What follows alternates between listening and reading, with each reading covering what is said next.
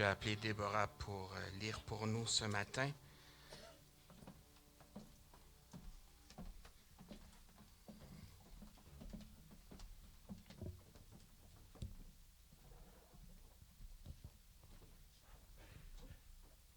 Nous lisons dans Jean 1, 19 à 29. Jean 1, 19 à 29.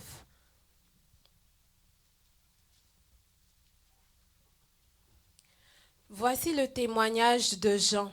Lorsque les Juifs envoyèrent de Jérusalem des sacrificateurs et des Lévites pour lui demander « Toi, qui es-tu » il déclara et ne le nia point. Il déclara qu'il n'était pas le Christ. Et ils demandèrent « Quoi donc? Es-tu Élie » Et il dit « Je ne le suis point. Es-tu le prophète » Et il répondit « Non. » Et ils lui dirent alors « Qui es-tu » afin que nous donnions une réponse à ceux qui nous ont envoyés.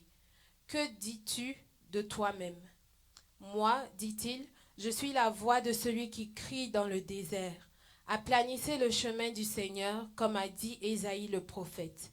Ceux qui avaient été envoyés étaient des pharisiens. Ils lui firent encore une question. « Pourquoi donc baptises-tu si tu n'es pas le Christ, ni Élie, ni le prophète ?» Jean leur répondit, « Moi, je baptise d'eau, mais au milieu de vous, il y a quelqu'un que vous ne connaissez pas, qui vient après moi. Je ne suis pas digne de délier la courroie de ses souliers. » Ces choses se passèrent à Béthanie, au-delà du Jourdain, où Jean baptisait. Le lendemain, il vit Jésus venant à lui et lui dit, « Voici l'agneau de Dieu qui ôte le péché du monde. » Amen. Seigneur, nous te rendons grâce, nous te bénissons. Aujourd'hui, Seigneur, c'est une journée qui est célébrée dans bien des endroits. Une célébration, Seigneur, de ta mort, mais plus encore une célébration de ta résurrection, parce que le tombeau est vide. Parce que tu es sorti victorieux du tombeau. Parce que tu as pris les clés de la mort et du séjour des morts, et tu es sorti plus que vainqueur de la mort. Ce matin, nous voulons ouvrir nos cœurs, ouvrir nos pensées, ouvrir notre entendement à ta parole. Parle-nous, Seigneur, parce qu'encore aujourd'hui, nous avons besoin de toi. Répands sur nous ta grâce, parce qu'encore aujourd'hui, nous en avons grandement besoin. Seigneur, je te présente ma sœur, mon frère, qui serait peut-être venu ce matin avec un tracas, avec un fardeau, et tends ta main. Et toi, le prince de paix, insuffle la paix dans leurs pensées, dans leur corps, dans leur âme, dans leur esprit, et que rien, Seigneur, ne soit autorisé à leur voler quoi que ce soit des bénédictions que tu as pour eux ce matin. Que tout esprit, Seigneur, qui serait dans cet endroit soit rendu sujet à ton esprit, soumis à ton esprit, que seul ton esprit puisse se mouvoir et parler à ton peuple. Nous nous effaçons devant toi, nous nous abaissons devant toi, afin que tu sois élevé et que tu éclates dans toute ta gloire. Nous t'avons prié en ton nom, Jésus. Amen. Alors, souhaite la bienvenue à une ou deux personnes avant de t'asseoir. Vous les avez salués, là, vous leur souhaitez la bienvenue. Il y a des gens qui souhaitent la bienvenue aux mêmes personnes qu'ils ont saluées tout à l'heure.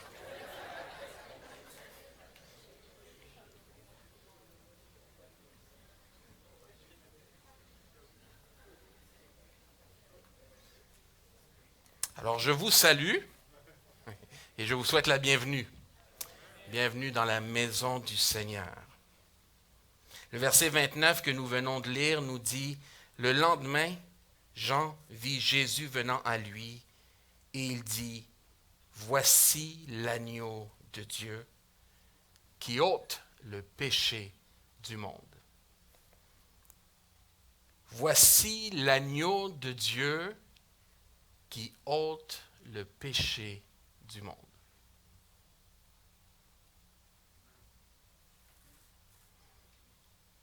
Voici l'agneau de Dieu qui ôte le péché du monde. Je ne sais pas si vous m'avez compris. Voici l'agneau de Dieu qui ôte le péché du monde. Est-ce que vous avez compris que durant toute l'histoire de l'humanité, jusqu'à ce moment-là,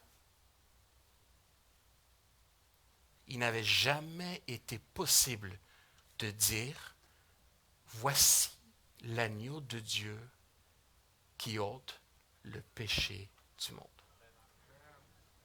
Jamais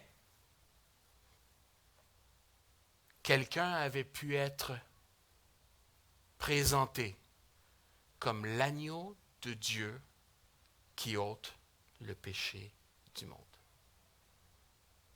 C'est la toute première fois et c'est le seul de qui on pouvait dire, voici l'agneau de Dieu qui ôte le péché du monde. Et après lui, plus jamais personne n'a pu être présenté ou ne pourra être présenté comme l'agneau de Dieu qui ôte le péché du monde. Il y a eu avant lui, il y a eu après lui, mais personne n'a pu être lui. Il est le seul dans toute l'histoire de l'humanité. Il est le seul dans l'éternité entière qui ne connaît aucun début ni aucune fin à pouvoir être présenté comme l'agneau de Dieu qui ôte le péché du monde.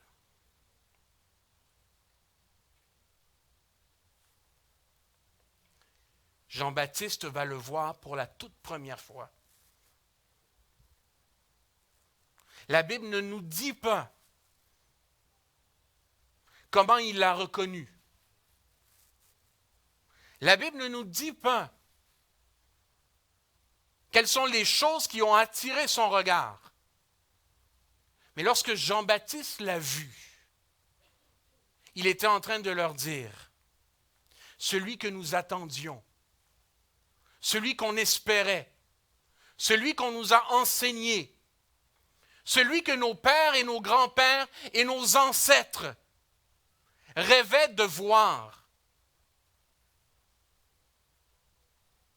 L'agneau de Dieu, il est là. Et il ôte le péché du monde. Certaines personnes célèbrent le 25 décembre ce qu'ils croient être la naissance du Messie. Libre à eux. Je sais une chose, c'est que l'agneau du monde, l'agneau de Dieu, est venu dans ce monde avec un seul objectif. Le jour de sa naissance, le jour où, miraculeusement, il a été conçu dans le ventre de Marie. Ce jour-là, sa conception, sa naissance, sa vie n'avaient qu'un objectif. Sa mort. Les miracles de Jésus étaient merveilleux. La fille de Jairus qu'on a ressuscitée. L'homme paralysé près de la piscine de Bethesda, qui attendait que quelqu'un le pousse dans l'eau et qui a été guéri. Le fils de cette veuve, pour qui Jésus a eu compassion, alors qu'on le menait vers le tombeau qu'il était mort et que Jésus va ressusciter.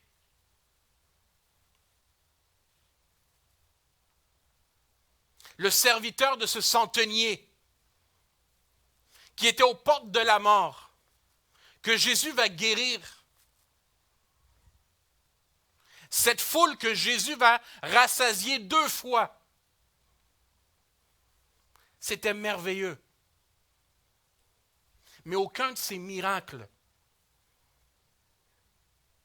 n'était aussi important, aussi glorieux, aussi merveilleux que celui qu'il a accompli dans la fin de semaine de Pâques. Jésus n'est venu sur cette terre que pour ce week-end précis. Lorsque, au fin fond de l'éternité, on a annoncé que Dieu allait se faire chair, qu'il allait marcher sur cette terre, le seul objectif, c'était qu'il meure accroché à une croix. Il y a des gens qui naissent parce qu'ils sont dans une famille royale et ils savent qu'un jour, une couronne sera posée sur leur tête. Lorsque le prince héritier en Angleterre est né, il savait qu'un jour, s'il restait en vie, il prendrait la place sur le trône de sa mère. Lorsque le petit-fils est né, il y a quelques mois, on a dit qu'éventuellement un jour, il allait s'asseoir sur un trône. Jésus est né simplement pour mourir comme un brigand. Jésus est né pour être assassiné.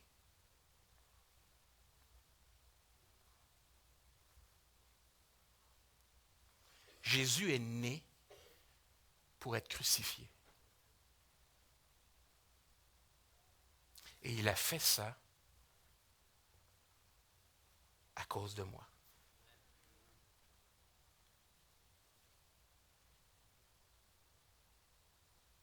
Il a fait ça parce que je suis pécheur.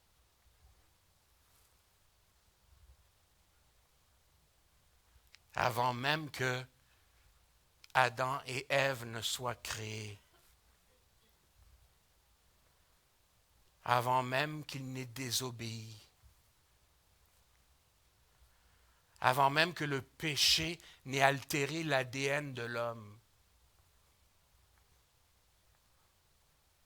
avant même que la mort ne soit manifestée.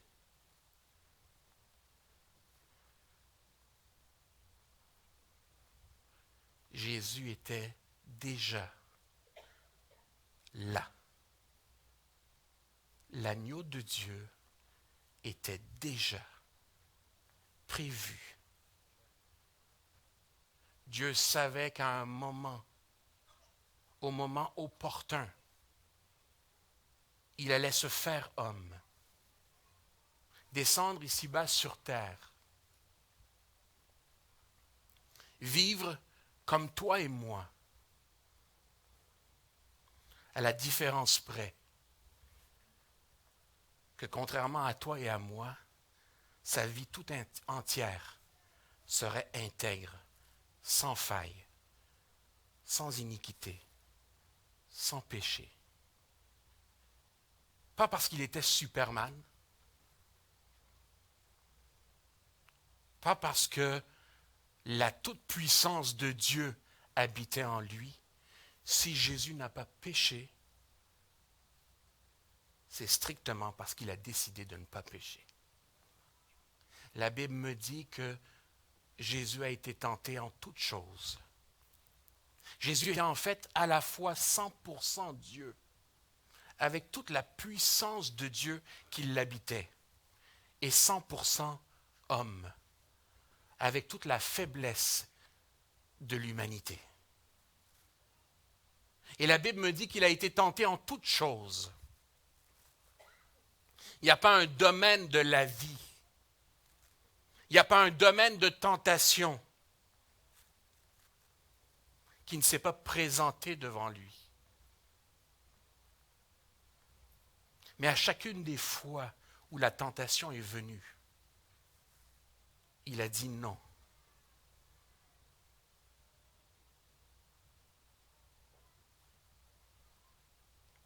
Parce que le plan qui était arrêté pour sa vie était important.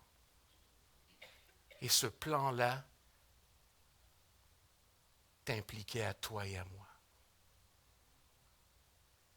Certains ont sorti des chansons qui disent que lorsque Jésus était accroché à la croix, il pensait à moi.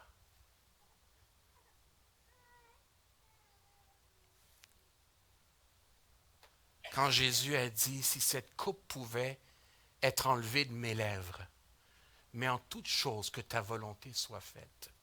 Quand il a dit que ta volonté soit faite, c'est parce qu'il pensait à toi et il pensait à moi.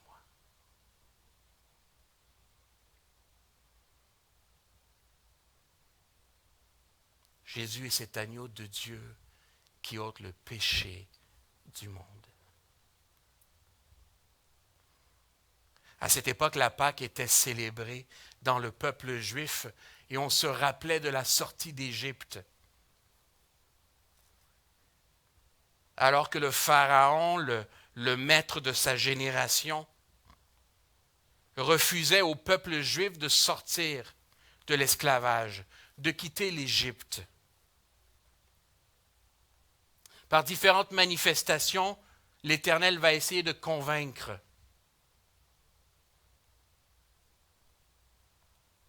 De pousser Pharaon à accepter le départ du peuple juif. Et Pharaon va s'y opposer. Différentes plaies vont s'abattre sur son peuple, jusqu'à une toute dernière. Une toute dernière où la méchanceté du monde, la méchanceté de Pharaon, et a atteint son paroxysme. Dieu va dire, je vais toucher tous les premiers-nés.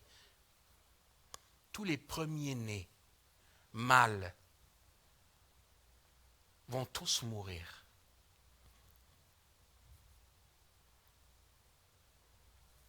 Hormis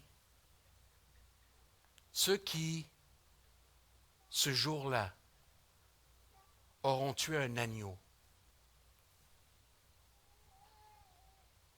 Ils auront pris le sang de cet agneau et en auront imbibé les linteaux de la porte, les pourtours de la porte. Quand l'ange de la mort va survoler le camp égyptien, le pays, lorsque le sang de cet agneau sera vu, l'ange de la mort ne rentrera pas dans cette maison. Mais pour toute maison qui n'aura pas appliqué le sang de cet agneau, l'ange de la mort avait le droit d'entrer et de tuer le premier-né.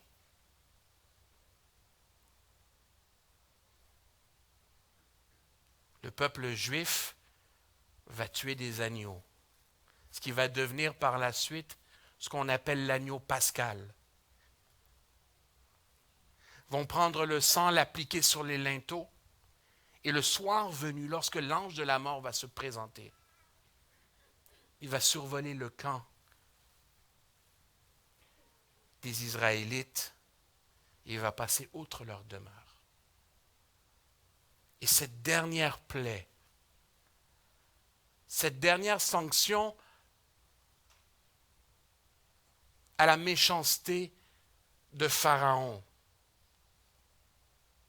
va faire en sorte que Pharaon va abdiquer en disant « Le peuple peut partir. J'enlève mon joug de servitude sur eux. »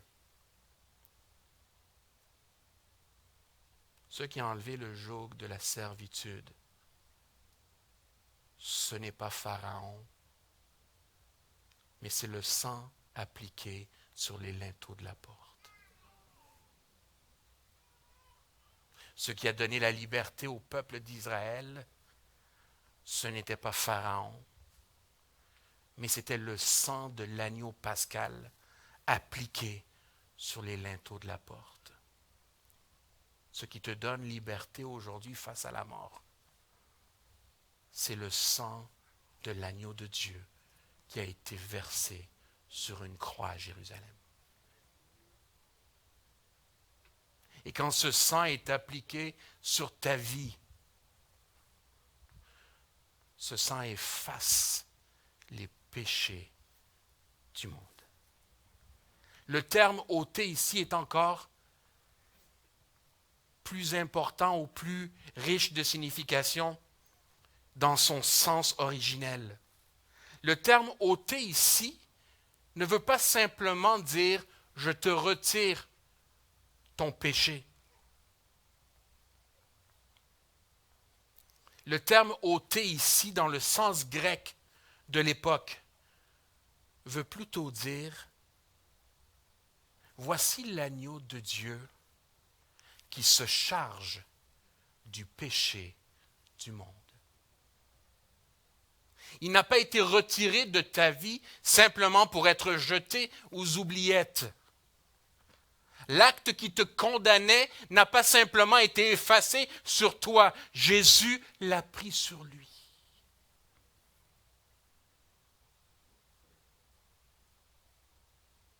Toi et moi, la Bible nous dit que nous sommes pécheurs et que notre salaire, notre rétribution en raison de notre péché devait être la mort éternelle.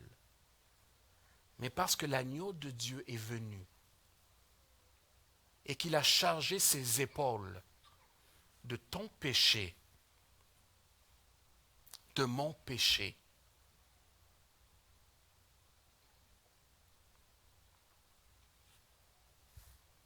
je peux prétendre à la vie éternelle.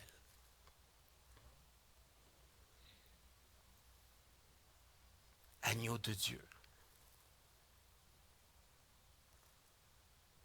Dans le Nouveau Testament, on ne parle pas beaucoup, contrairement à ce qu'on peut penser dans la culture d'Église, on ne mentionne pas souvent le terme agneau de Dieu. Le terme agneau va venir essentiellement dans 2 livres du Nouveau Testament. Dans Jean, il va apparaître 4 fois, dont 2 fois dans ce chapitre-là où Jean-Baptiste présente Jésus en disant « Voici l'agneau de Dieu ». Il va apparaître après ça 30 fois dans un seul livre, le livre de l'Apocalypse, où on revoit l'agneau. Mais les 2 termes qu'ils vont utiliser dans le livre de Jean et plus tard dans l'Apocalypse de Jean sont 2 termes différents. Dans l'Évangile, on va appeler l'agneau comme étant la victime à venir. On va penser à l'agneau comme cette bête qu'on mène à l'abattoir. Lorsque Jean était en train de présenter Jésus comme l'agneau de Dieu, il n'annonçait pas pour Jésus quelque chose de glorieux. Aujourd'hui, nous, on se réjouit de la mort et de la résurrection de notre Seigneur. Et honnêtement, je me demande s'il est approprié de se réjouir de la mort de notre Seigneur.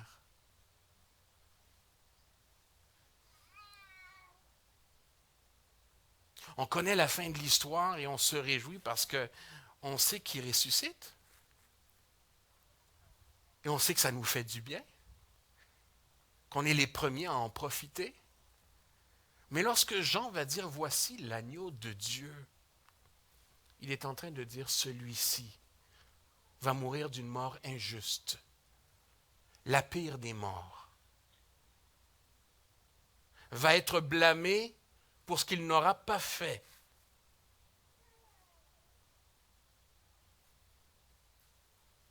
Jean-Baptiste n'est pas en train d'annoncer quelque chose de réjouissant. Honnêtement, aucun d'entre nous,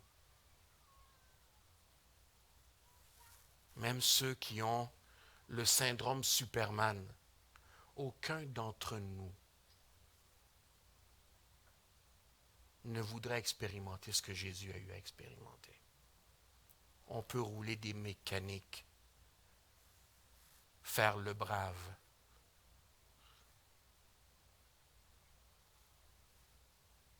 Mais la veille, dans notre jardin de Gethsémani, peu d'entre nous auraient dit, mais que ta volonté soit faite.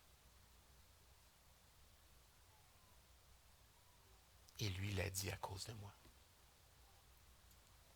Ces jours-ci, je ne peux pas arrêter de me rappeler que tout ce qui s'est passé était à cause de moi. Il a été l'agneau de Dieu à cause de moi.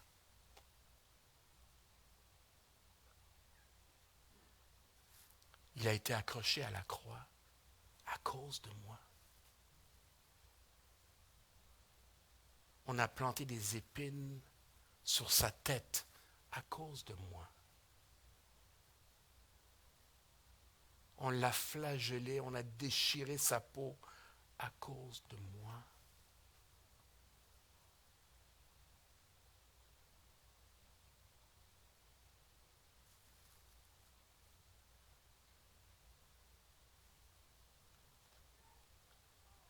La deuxième fois où on va entendre parler de l'agneau de Dieu, c'est dans l'Apocalypse.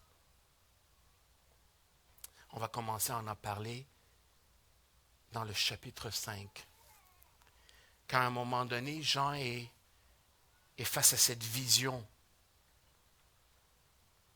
Et on cherche quelqu'un qui est capable d'ouvrir un livre qui est scellé de 7 sceaux. Et on cherche à droite et à gauche. Et la Bible nous dit que Jean va pleurer abondamment parce qu'il ne se trouve personne pour ouvrir le livre. Personne n'est digne d'ouvrir le livre et il pleure. Et un des vieillards autour du trône de Dieu va s'approcher de lui en disant « Ne pleure pas, ne pleure plus.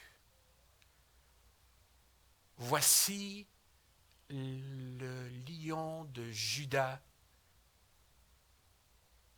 est là. Et il peut ouvrir le livre. » Et quand on regarde l'histoire, on se rend compte que le lion de Juda, qui est digne pour ouvrir le livre, quand on le regarde, il n'a pas l'apparence d'un lion. C'est un agneau. Mais le terme qu'on va utiliser ici, qui est le terme arnion. Arnion veut dire petit agneau. Et on nous dit que ce petit agneau a été blessé et maltraité.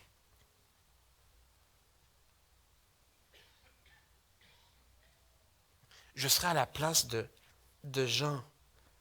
Je dis, regardez, vous m'avez dit que le lion de Juda était là, qu'il avait le droit, la puissance, le pouvoir de prendre ce livre et de l'ouvrir. Mais ce que je vois maintenant, celui à qui vous avez remis le livre,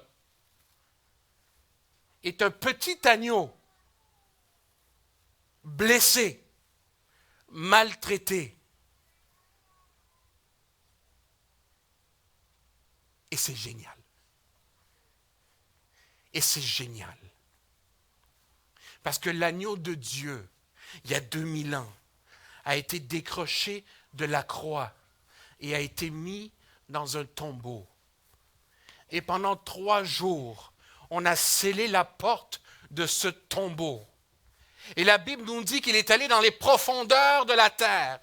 Et c'est à travers ce moment que l'agneau de Dieu est allé chercher les clés de la mort et du séjour des morts. Mais j'essaie de m'imaginer, mais il s'est passé quoi pendant ces 3 jours? Et j'ai l'impression que lorsqu'il s'est promené dans les lieux cachés, j'ai l'impression que les gens le regardaient bizarrement. J'ai l'impression que lorsqu'il a commencé à se promener, qu'il allait à droite et à gauche, j'ai l'impression qu'on entendait des sons bizarres. J'ai l'impression qu'on n'entendait pas un agneau qui était en train de braire.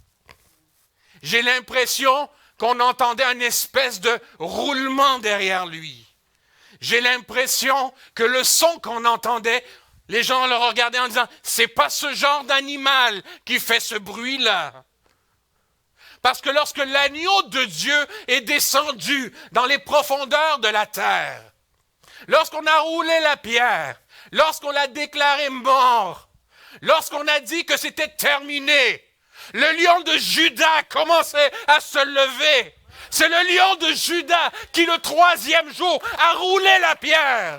C'est le lion de Juda qui a dit, je ne peux pas rester ici. C'est le lion de Juda qui a dit, oui, je suis roi. Il y a 3 jours,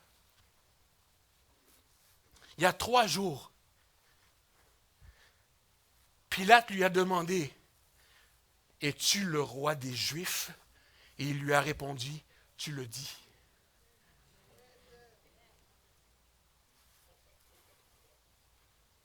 Jésus était roi, même sans la couronne. Jésus était roi, même sans le trône. Il était roi du royaume juif, ici-bas sur terre, parce qu'il était le descendant direct de la lignée de David. Et ce faisant, il avait le droit de porter le titre de roi des Juifs. Il n'a pas menti lorsque le bois était accroché sur la croix en disant « Voici le roi des Juifs », parce qu'il était le roi des Juifs. Mais plus encore, le lion de Juda n'était pas simplement le roi de Juda ou le roi de Judée ou le roi d'Israël. Le lion de Juda était le roi de tous les rois. Et lorsqu'il est rentré dans ce royaume de la mort, lorsqu'il est rentré dans ce tombeau, lorsqu'il est rentré dans les antres de la terre, rien ni personne ne pouvait le retenir. Cet agneau s'est mis à rugir. Cet agneau s'est mis à rugir parce que l'agneau de Dieu est le roi des rois. L'agneau de Dieu est le roi des rois. Voilà pourquoi, lorsque Jésus a dit, j'attends 3 jours. J'attends 3 jours. Ce n'est pas que vous allez me retenir 3 jours, c'est que j'attends 3 jours. Simplement pour confondre les sceptiques. Dans la croyance juive, ça prenait 3 jours pour que tu meures. On te déclare mort, on te met dans le tombeau, mais tu es officiellement mort, simplement au 3e jour. Avant ça, on a cette croyance comme quoi l'esprit flotte quelque part autour du corps et il peut toujours réintégrer le corps. Fait que tu étais presque mort, mais tu n'étais pas tout à fait mort. Voilà pourquoi Jésus va attendre 3 jours avant d'aller ressusciter Lazare. Pour que les gens ne puissent pas dire, non, Lazare n'était pas vraiment mort. Jésus ne ressuscite pas les presque morts, il ressuscite les morts. Parce que si les presque morts peuvent se relever, les gens vont dire, il n'était pas tout à fait mort. Mais quand le mort se relève, les gens disent, il a ressuscité quelqu'un. Alors Jésus n'est rentré là-dedans, il n'a pas été retenu pendant 3 jours. Il dit, je viens. Pendant ces 3 jours, je visite et je récupère ce qui doit être récupéré. Pendant ces 3 jours-là, oh qu'il a fait des ravages. Pendant ces 3 jours-là, qu'il a fait des ravages. Je veux dire, mais imaginez la tête du diable. Des agneaux comme ça, on n'en veut pas chez nous. Des agneaux qui rugissent comme ça, on n'en veut pas chez nous. L'avoir cloué sur la croix, c'était correct. C'était amusant pour lui. Mais quand le lion de Juda a vu la pierre rouler, il dit, ça commence. Ça commence. On ne me gardera pas ici. Je vais sortir. Mettez tous les gardes que vous voulez derrière le rocher. Scellez ce trou-là de la plus grosse pierre que vous voulez. Amenez toute une armée qui se relaie heure après heure. Amenez toutes les hordes de démons que vous voulez. Poussez autant que vous voulez sur la pierre. Quand les 3 jours vont être complétés, je sors. Jésus n'est rentré que pour prouver qu'il pouvait sortir. Il a attendu 3 jours simplement pour convaincre tout le monde que ce que j'ai dit que j'allais faire, je l'ai fait. J'ai vaincu la mort et le séjour des morts. Mais cet agneau de Dieu est merveilleux pour nous. Cet agneau de Dieu, ce petit agneau qui a souffert, c'est merveilleux pour nous. Parce que je n'ai pas un Dieu qui est aseptisé. Je n'ai pas un sauveur qui est aseptisé et qui ne comprend pas ma douleur. Je n'ai pas un Dieu qui ne comprend pas ma tentation. Je n'ai pas un Dieu qui ne comprend pas mes faiblesses. Soyons clairs. Si Jésus a été tenté, c'est qu'il a été tenté. Je vous donne un exemple. Il y a des choses qui m'allument, puis il y a des choses qui ne m'allument pas. Quelqu'un viendrait me voir avec de la drogue en me disant « Florent, est-ce que tu en veux? » Je ne serais pas du tout tenté. Ce n'est pas une tentation pour moi, ça. C'est une offre. Hein? Quelqu'un me fait l'offre d'essayer quelque chose. Mais ce n'est pas une tentation pour moi. Ça ne me dit rien. Il y a d'autres choses qui me disent de quoi que vous n'êtes pas obligé de savoir.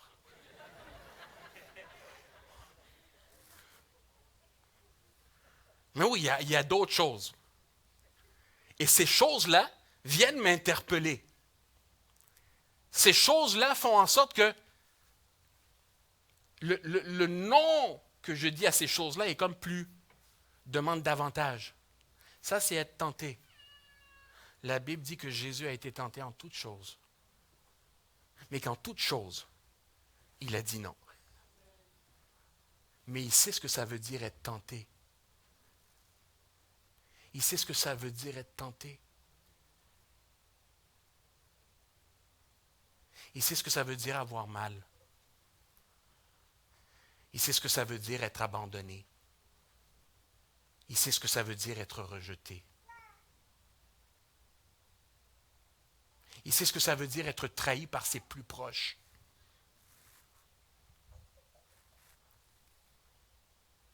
Il sait ce que ça veut dire être faussement accusé.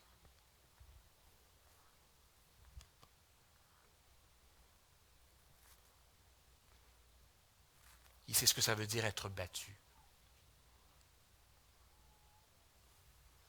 Mon Dieu n'est pas un Dieu aseptisé.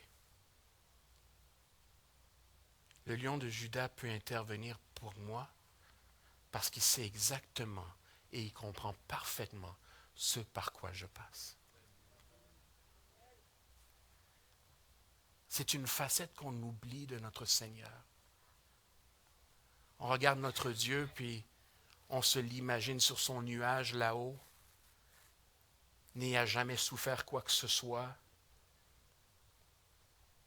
On a parfois l'impression qu'on devrait lui dire, Seigneur, si tu savais ce qui se passe ici-bas sur terre, tu comprendrais un peu mieux pourquoi j'hésite.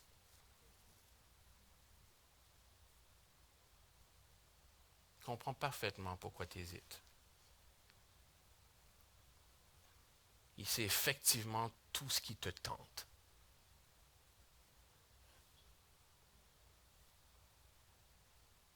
Il sait quand on ferme un tombeau sur toi. Il sait quand on roule une pierre sur ta vie. Il sait quand on t'enchaîne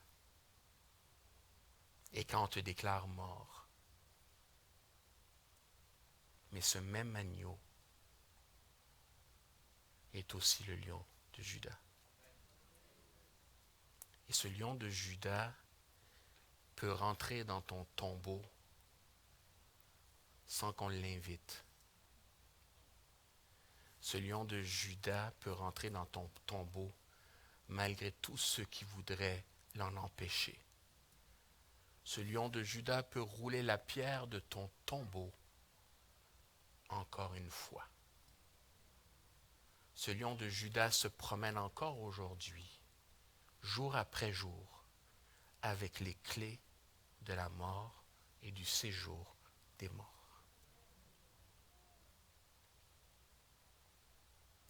Quand l'agneau rugit, quand l'agneau immolé se met à rugir, tu ne peux pas dissocier l'agneau du lion. Le diable a fait cette erreur-là. Et il s'est essayé. Mais je te dis, l'agneau immolé est glorieux. Et voilà pourquoi dans Apocalypse, on va faire son éloge. On va dire oui qu'il est digne d'ouvrir le livre. On va le décrire avec différents qualificatifs qui démontrent sa perfection. Et pourtant, lorsque tu le regardes, c'est un faible petit agneau qui a été immolé. On aurait demandé à l'homme et on aurait demandé à moi-même, qu'est-ce que tu voudrais comme symbole d'un Dieu tout-puissant? Et j'aurais pris autre chose qu'un agneau. Honnêtement, le lion rugissant me plaît. Hein? L'aigle avec des grosses serres, le gros bec pointu qui vole, qui plane glorieusement. C'est pas mal non plus. Mais un agneau, tout faible, honnêtement, jusqu'à un certain point méprisable. Mais il a plu à Dieu de prendre les choses faibles du monde pour confondre les fortes. Il a plu à Dieu de prendre les choses folles du monde pour confondre les sages. Et l'agneau de Dieu, c'est fou comme pensée. L'agneau de Dieu, c'est pas logique comme pensée. C'est pas logique quand on oublie que ce sang-là qui coule à travers lui est un sang royal. Et que même si j'ai la forme d'un agneau méprisable, je sais que je vais rentrer dans le tombeau. Parce que j'ai décidé que je rentrais dans le tombeau.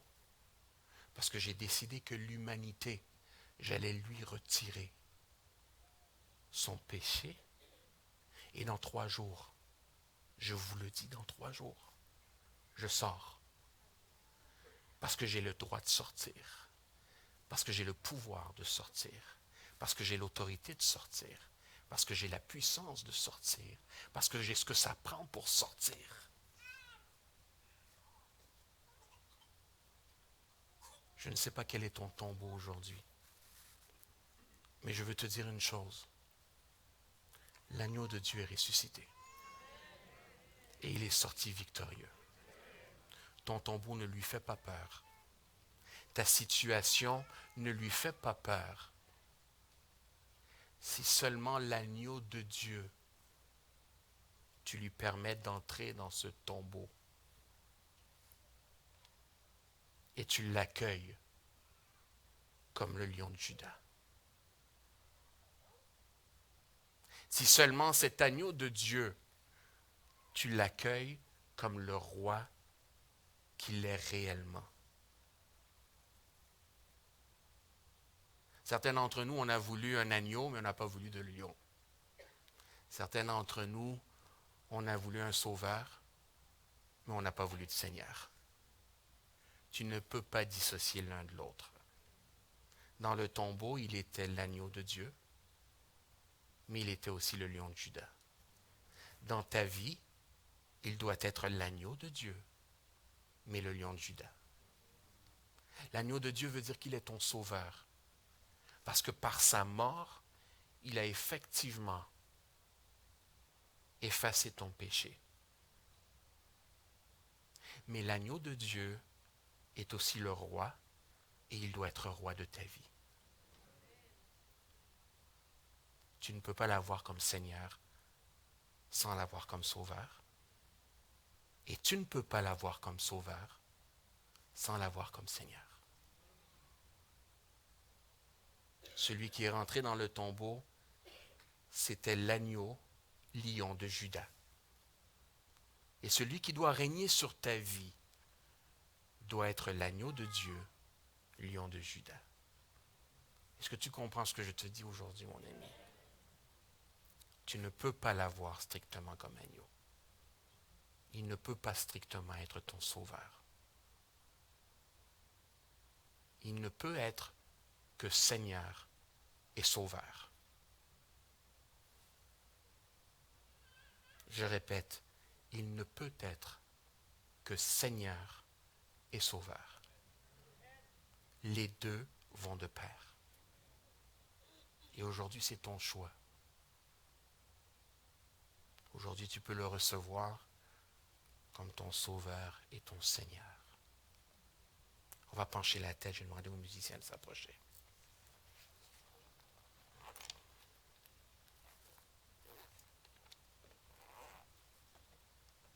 On va tous pencher la tête, s'il vous plaît.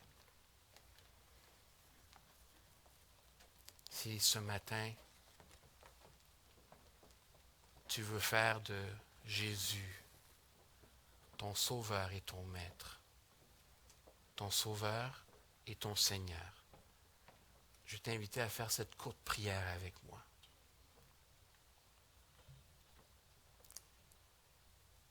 Jésus, je sais que tu es mort à la croix pour moi. Tu es l'agneau de Dieu qui ôte le péché du monde. Je sais et je reconnais que je suis pécheur.